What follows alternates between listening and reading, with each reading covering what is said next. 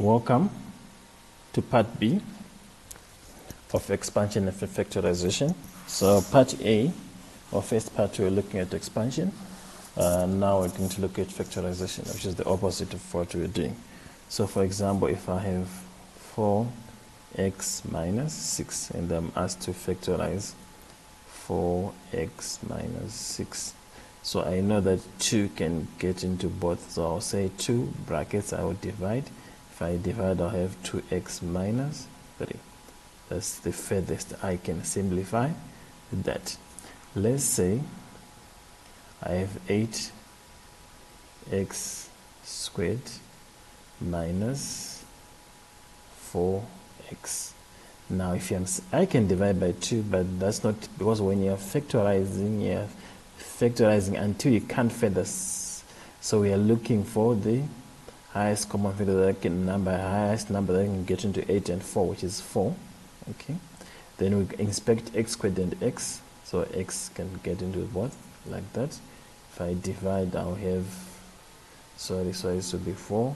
If I divide 4 into 8, I'll get 2. Then x into that, I'll get x minus 1. Okay. Now let's look at x cubed y squared minus x squared y cubed. Okay, so this is both for extended and core. So you're looking at the lower powers. The lower power in terms of x is x squared, which is common, but the lower power is y squared. Okay, so you divide. If you divide there, you're going to have x. This will give you 1. So you leave it like that, minus the x. Now the x squared will give you 1. Then this is y. So x minus y is your final answer. Okay. So that's basic for x. Okay. Let's say 94 mn. Okay, 24 mn minus 16 m squared, like that. Okay, so 16, 24. What's the highest number that can go into both? 8. So we say 8 brackets. Now let's look at m. The lowest power is m. There is no n there. So okay, so then if you divide, you get 3n minus, if you divide there, you get 2m. Okay, so that's what you need to know for factorization for the core. Now let's look at the extended, which is not difficult. Now let's have an example, or I'll work from the, let's work from the, let's say we have 3x minus 1. Okay, maybe this for now. We'll go back to that. Let's say I have x minus 3 brackets x plus 1. Okay, if I am to expand, okay, to expand that, I'll get x brackets x plus 1 minus 3 brackets x plus 1. Remove the brackets, you get x squared plus x minus 3x minus 3. Okay, solve the middle term, you get x squared minus 2x minus 3. Okay, now by expand, now when you're talking factorizing, you'll be given a sum. Let's do the reverse, is what we call factorization.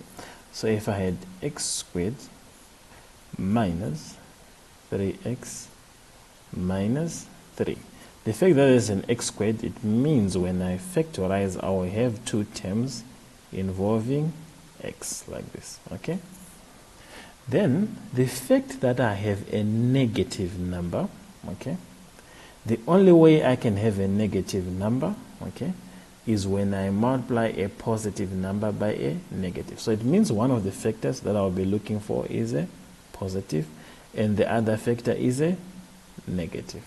Then the fact that the middle term is a negative. It means the negative number is greater than the positive number. So I want factors of minus 3 that when I multiply 2 times they give me minus 3, but when I add them they have a difference of negative 2. And this I've given you the clue. What you look at, you inspect this first is negative, it means negative times positive. This middle term is negative, so this is negative 3, and this is simply positive 1. Okay, let's look at another example. If I have, let's say, x squared plus x minus 20, then let's look at x squared minus x plus minus x. Okay, so I said x squared minus x, minus 20. Okay, like this. Now we have an x squared, means we are going to have a term involving x. Okay, like this. Once we have a term involving x, now look at this. We inspect this. This is a negative, so it means one of the terms is a negative and the other term is a positive. Okay, then we want factors of minus 20 when we multiply two numbers. For example, 1 times 20, negative 1 times negative 20. So sometimes you can list all the factors, but for factorization to be easy, look at your middle term. The coefficient is positive 1. So you want two factors of 20 that have a difference of 1, which is 4 and 5. But remember the positive number is greater, so this is plus 5 and this is minus 4. Okay, that's how easy that is. Now let's look at this. X squared minus that. Okay, now again two terms involving x, but now, okay, negative, so it means positive and negative. The order does not matter, but now the negative number is greater. Those two terms have a difference of minus 1, which means they are next to each other. Okay, so the negative is greater, it means minus 5, positive 4. Okay, now let's say in this case I have x squared minus 11x plus 30. Okay, as an example there. Now if I'm factorizing x, now if I look at that, I consider what I said. This is positive. Okay, the only way you can get a positive term is when you multiply a positive times a positive, or a negative times a negative. But let's look at this middle term. There is no way I can have two positive numbers giving me a negative number. So it means those terms that we are looking for are negative terms. Okay, so when you are dealing with this, when this is negative, the last term, it means it's negative and positive. But when it's positive, there are two conditions: positive times positive or negative times negative. It means your factors are either positive, all of them, or they're either negative. So it means they are negative. Then you want two terms that when you negative terms, when you multiply, they give you 30. But when you add them, they give you minus 11, which is minus 5, minus 6. We increase minus 5, minus 6. Okay. Then, now let's say, let's look at something different. Let's say we have x squared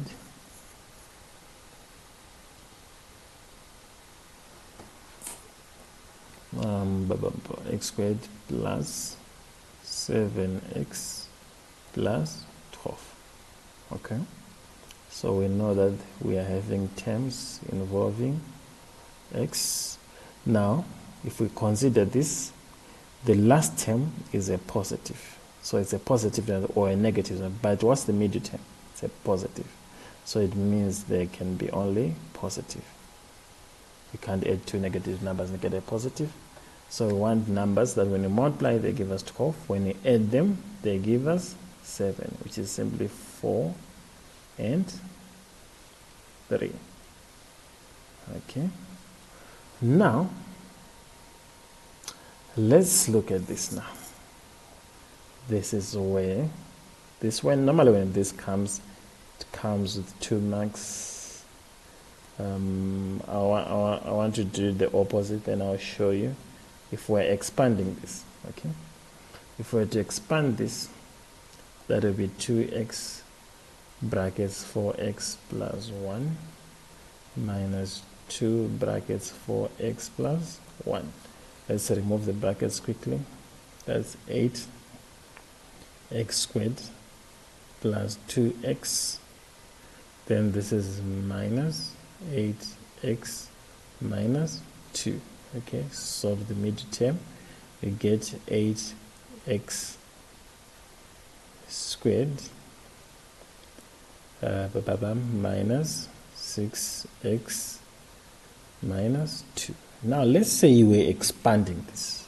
What we're doing there cannot work. Now if we are expanding this, as long when it's easy to expand when the coefficient of the x squared is 1. Okay, that's what we've been doing. But now the moment the coefficient of x squared is greater than 1, okay, I think there are 2 or 3 methods in the book. What I would encourage you, the easy method, is to multiply this by the last term. So if I multiply this, I'll get negative 16x squared, like this. Then I want to look at the factors of negative x, because I want to replace this middle term with those factors. Okay, so then I'll consider factors of negative x squared. That will give me a difference of negative 6, like that. So there are things that are obvious. For example, minus 16x times x. Okay, if you look at the sum of that, that is simply negative 15x. It will never give you that. Or even if you do the opposite, minus x multiplied by 16x, that will give you positive 15x. So that will never give you what you're looking at. Now let's look at 2x. Okay, 2x multiplied by negative 8x. Okay, where our answer is there straight away. If you add this, that will give you minus 6x. So that's what you want there. So the order does not matter. I'm going to replace this with positive middle term there with these factors. Okay, so this is how I do it. 8x squared, where I have minus 6, I can replace. I can start with minus 8x or 2x, doesn't matter. So this is a plus 2x minus 8x minus 2. Okay, don't solve them.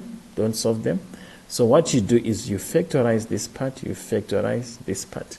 Okay, now let's look at this. If you factorize that out, we can have 2x brackets 4x plus 1. So you want this to be exactly, when you factorize out, to have also 4x plus 1. Okay, so you can look at the negative. So you can say minus 2 brackets 4x plus 1. So because this is the same, it means the other factor is this 2.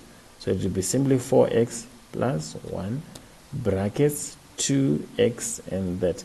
So brackets 2x minus 2. Okay, that's how you do that. Okay, thank you.